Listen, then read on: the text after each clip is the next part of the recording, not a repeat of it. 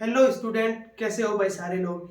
पिछले सेशन में मैंने आपको बताया था कि कोई भी आपको पॉलिनोमियल या बहुपद दिया हुआ है तो उसके शून्य की यानी कि जीरोस या फिर उसको बोल देते हैं रूट्स किस प्रकार से आपको फाइंड करने होते हैं, किस प्रकार से एक्स का जो मान है वो आपको निकालना होता है। यानी कि मैंने आपको गुणनखंड विधि से एक्स का मान निकालना सिखाया था। जैसे एक समीकरण दिया हुआ था ax² + bx + c = 0। इस फॉर्म की कोई भी अगर इक्वेशन दी हुई है तो उसके रूट्स यानी जीरोस, इसको रूट्स भी बोलते हैं, जीरोस भी बोलते हैं और हिंदी में मूल भी बोलते हैं इसको, और शून्य भी बोलते हैं। ये आपको किस प्रकार से ज्ञात करने होते हैं ये सारी बातें मैंने आपको बता दी है। ठीक है, आज के सेशन में अपन बात करेंगे कि अगर आपको शून्यकों का योग या फिर शून्यकों का गुणा दिया हुआ है तो आपको समीकरण किस प्रकार से बनानी है, यानी कि जो बहुपद है वो किस प्रकार से बनाना है। यानी कि आपको अल्फा प्लस बीटा का मान दिया होगा और अल्फा इंटू बीटा का मान दिया होगा। ठीक है, अल्फा प्लस बीटा का मान दिया होगा और अल्फा इंटू बीटा का मान दिया होगा। इन मान से ये समीकरण जो आती है, बहुपद या फिर पॉलिनोमियल जो आता है, वो किस प्रकार से आपको बनाना है ये बात मैं आपको सिखाऊंगा। इसके लिए आपके पास होता है एक फॉर्मूला, उस फॉर्मूले का आपको याद करना होता है। ठीक है, और वो फॉर्मूला कहां से आया है, कैसे बना है, ये भी मैं आपको बात बता दूंगा, प्रूफ करके बता दूंगा कि ये फॉर्मूला आखिर आया कहां से। ठीक है, तो इसका मैं पहले फॉर्मूला बताता हूं, उसका फिर एक एग्जांपल और फिर अपन बात करेंगे उसके बेसिक की, यानी कि वो आया कहां से, उसकी प्रूफ की बात करेंगे। फॉर्मूला होता है student x² - alpha plus beta x plus alpha into beta बराबर 0। ये आपका फॉर्मूला होता है, x² - alpha plus beta x plus alpha into beta = 0। ये आपका फॉर्मूला होता है और ये आपको याद करना होता है, याद ही करना होगा आपको। और इसका प्रूफ भी मैं बता दूंगा, अगर आपको प्रूफ करके निकालना है तो निकाल सकते हो, नहीं तो इसको सीधा याद कर सकते हो और सीधी वैल्यू पुट करके आप वैल्यू है वो निकाल सकते हो, समीकरण बना सकते हो। अब देखो क्वेश्चन कैसे पूछा जाएगा। क्वेश्चन इस प्रकार से ऊपर लिखा होगा कि निम्न शून्यकों के योग और शून्यकों के गुणा से आप क्या करो, समीकरण या फिर बहुपद आप ज्ञात करो। ठीक है, और इसको ऐसे दे देंगे सीधा कॉमा में, जैसे मैंने यहां दे दिया 5,3, ये दे दिया मैंने 5,3। अब इस पहले 5 का मतलब क्या है, जो पहला नंबर आता है, पहली संख्या जो आती है उसका मतलब होता है ये है अल्फा प्लस बीटा का मान। ये किसका मान है स्टूडेंट, अल्फा प्लस बीटा का मान। और दूसरी जो वैल्यू होती है ये आपकी वैल्यू होती है अल्फा इंटू बीटा की वैल्यू। पहली जो वैल्यू होती है वो होती है अल्फा प्लस बीटा की और दूसरी जो वैल्यू होती है वो होती है अल्फा इंटू बीटा की। अब देखो x² minus alpha plus beta, alpha plus beta की वैल्यू कितनी आई है 5, तो ये रख दो 5x plus alpha into beta, alpha into beta की वैल्यू कितनी आई है, अल्फा इंटू बीटा की वैल्यू आपके पास 3 आई है, बराबर हो जाएगा 0। और ये आपके पास बन गया समीकरण, यानी कि बहुपद आपके पास बन गया। इस समीकरण से आप जब वापस x का मान निकालोगे तो यही आएगा 5,3, आप निकाल के देख सकते हो।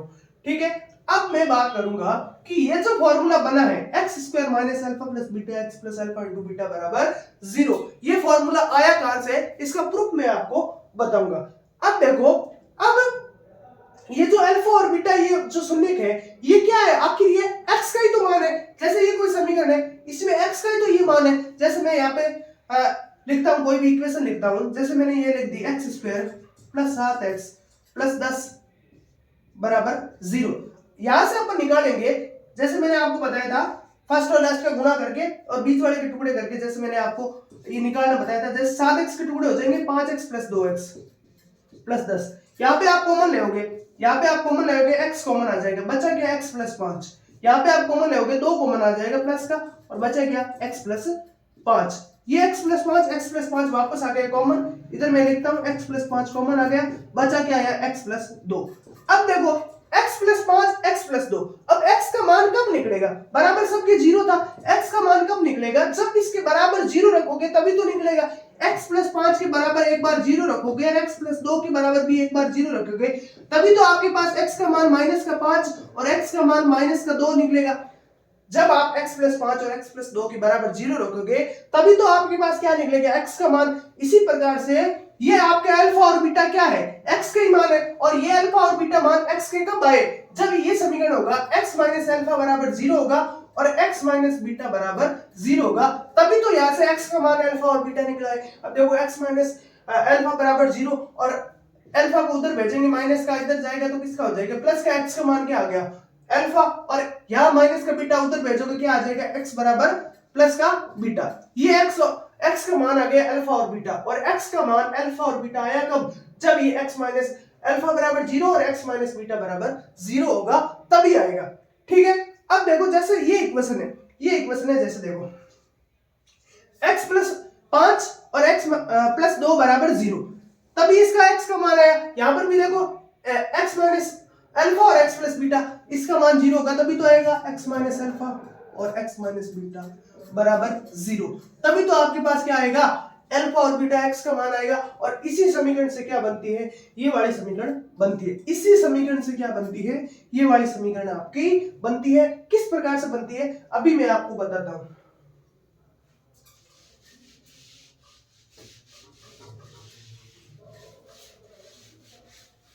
अब देखो ये आपके पास इक्वेशन है, x माइनस अल्फा और x minus beta, x minus alpha और x माइनस बीटा बराबर आपके है 0। अब क्या करोगे आप, इनको सीधा सीधा गुणा करोगे, सीधा सीधा मल्टीप्लाई करोगे। जब आप x की मल्टीप्लाई करोगे x के साथ क्या आएगा, एक्स स्क्वायर। जब आप x की मल्टीप्लाई करोगे माइनस बीटा के साथ तो क्या आएगा, x बीटा। जब आप माइनस अल्फा की मल्टीप्लाई करोगे x के साथ क्या आएगा, माइनस अल्फा x, और माइनस अल्फा की माइनस बीटा के साथ करोगे क्या आ जाएगा, अल्फा बीटा बराबर आपके आ गया 0। अब यहां से आप देखोगे तो माइनस का x यहां पर भी आ रहा है, माइनस का x यहां पर भी आ रहा है, तो माइनस का x यहां से कॉमन आ जाएगा, एक्स स्क्वायर माइनस का x यहां से कॉमन आ गया, बचा गया अल्फा प्लस बीटा, और प्लस यहां आ जाएगा अल्फा इंटू बीटा बराबर 0। मैंने क्या किया, इस x को बाद में लिख दिया है, तो आप बाद में लिख सकते हो, कोई फर्क नहीं पड़ता। Alpha plus beta x plus alpha into beta बराबर 0, और यही आपकी क्या आ गई, समीकरण आ गई। जो मैंने आपको यहाँ लिखी है वही ये समीकरण प्रूफ करके मैंने आपको बता दी। यहां से ये समीकरण आती है, ये समीकरण सारे बताते हैं, लेकिन इसका प्रूफ जो है वो यहां से आते हैं, यहां से इसका प्रूफ आता है, ये मैंने आपको प्रूफ करके बता दी। अब कोई भी अब समीकरण आ गया, कोई भी इस प्रकार से दे दिया, जैसे 7,3 आ गया, कुछ भी, तो पहला मान आपका अल्फा प्लस बीटा का होगा, दूसरा आपका अल्फा इंटू बीटा का होगा, सीधा सीधा इक्वेशन में रखोगे, आपके पास बन जाएगा समीकरण। लेकिन अब देखो आपको जो क्वेश्चन पूछेगा एग्जाम में वो इस प्रकार से नहीं पूछेगा, इतना सीधा सीधा वो नहीं देगा कि सीधी वैल्यू दे दी 7,5, 5,2, 3,1, ऐसे सीधी सीधी वैल्यू आपको नहीं देगी। कुछ क्वेश्चन में ऐसे पूछते हैं सरल, लेकिन सारे क्वेश्चन आपको सरल नहीं पूछा जाएगा, कुछ आपको डिफिकल्ट क्वेश्चन भी पूछे जाएंगे। अब कैसे पूछे जाएंगे वो, अब आपको वैल्यू दे देगा फ्रैक्शन में, यानी भिन्न के रूप में वैल्यू दे देगा। जैसे मैंने यहाँ पे दे दी 5/3 और 7/6, ये वैल्यू मैंने आपको दे दी फ्रैक्शन में। अब देखो 5/3 और 7/6 दोनों भिन्न में है, फ्रैक्शन में बटे में। अब देखो पहला जो मान होता है वो क्या होता है, अल्फा प्लस बीटा का मान होता है, ये पहला मान अल्फा प्लस बीटा का। दूसरा मान किसका होता है, अल्फा इंटू बीटा का मान होता है। अब देखो मैंने आपको फॉर्मूला क्या बताया, x square minus alpha plus beta x plus alpha into beta बराबर 0, ये बात मैंने आपको बताई है। अब देखो अल्फा प्लस बीटा का मान क्या है, 5/3, और अल्फा इंटू बीटा का मान क्या है, 7/6। रख दो इसको सीधा सीधा, x square minus alpha plus beta का मान क्या है, 5/3x plus alpha into beta का मान क्या है, 7/6। लेकिन अब जो बात आएगी, अब महत्वपूर्ण बात आएगी। महत्वपूर्ण बात क्या है कि अगर ये बट्टे में आ गए तो इसको सही इक्वेशन बनाने के लिए क्या करोगे, ये जो बट्टे में संख्या आ रही है इसका लोगे आप एलसीएम, और जो इसका एलसीएम आए उसका पूरी समीकरण के अंदर क्या कर दोगे आप, मल्टीप्लाई कर दोगे, गुणा कर दोगे। अब यहाँ पे 3 और 6 आ रहा है, और 3 और 6 का एलसीएम क्या होता है, एलसीएम सबको लेना होता है। 3 और 6 का एलसीएम क्या होता है, 3 और 6 का एलसीएम आपका हो जाएगा 6 हो जाएगा। 3 और 6 का एलसीएम क्या होता है, 6। 3 और 6 का आपका एलसीएम क्या होता है, 6 होता है। अब देखो सबके में क्या कर दोगे आप, 6 से गुणा कर दोगे, जो एलसीएम आए उसका पूरे समीकरण के अंदर क्या करना होता है, मल्टीप्लाई करना होता है, गुणा करना होता है। अब 6 का यहाँ गुणा करेंगे, 6x² माइनस यहाँ पर भी 6 का गुणा करेंगे, प्लस यहाँ पर भी 6 का गुणा करेंगे। अब देखो यहाँ तो 6 से 6 कट गया, और यहाँ देखो 6, 3 से 6 कितनी बार कटा, 2 बार, बचेगा क्या है 6x², ये 2 से 5 गुणा हो गया, कितनी बार, 10 बार, 10x, और ये प्लस का क्या बचेगा 7, 6 से 6 तो कट जाएगा, बचा गया 7, और ये आपके पास इक्वेशन बन गई 6x² माइनस 10x प्लस 7 बराबर 0, बराबर में 0 भी रखना होता है। ठीक है, ये आपके पास बन गई समीकरण। अब मैं आपको बुक के कुछ क्वेश्चन करवाता हूं, उसको आप देखना। जैसे के अंदर क्वेश्चन दिया हुआ है आपका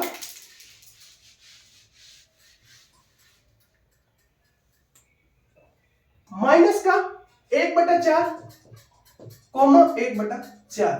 ये क्वेश्चन आपको दिया हुआ है बुक के अंदर, बुक का एक्सरसाइज का आपका क्वेश्चन है।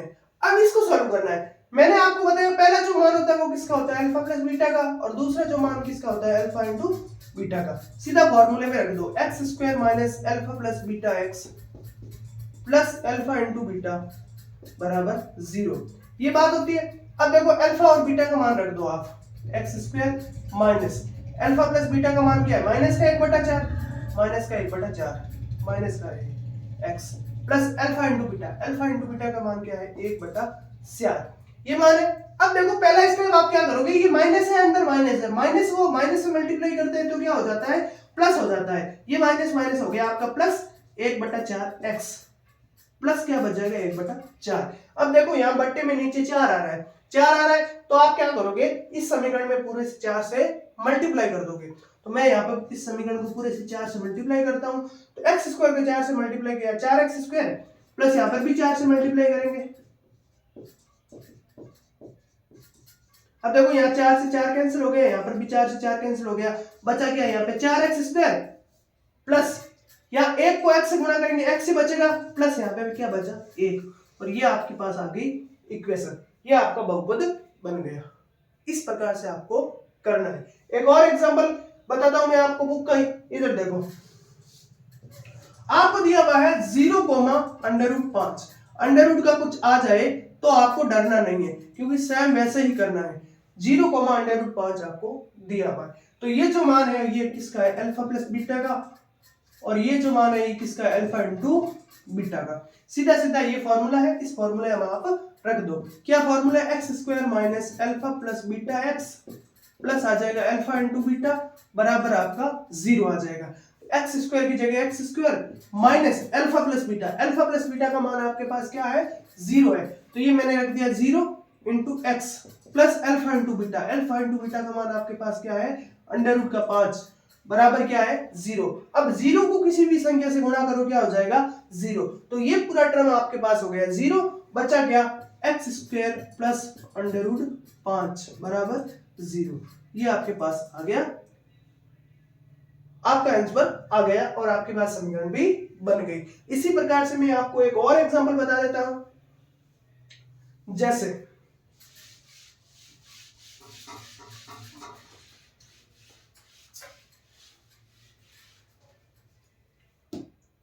आपको ये दे दिया 2/3 7/4, ये आपको दे दिया।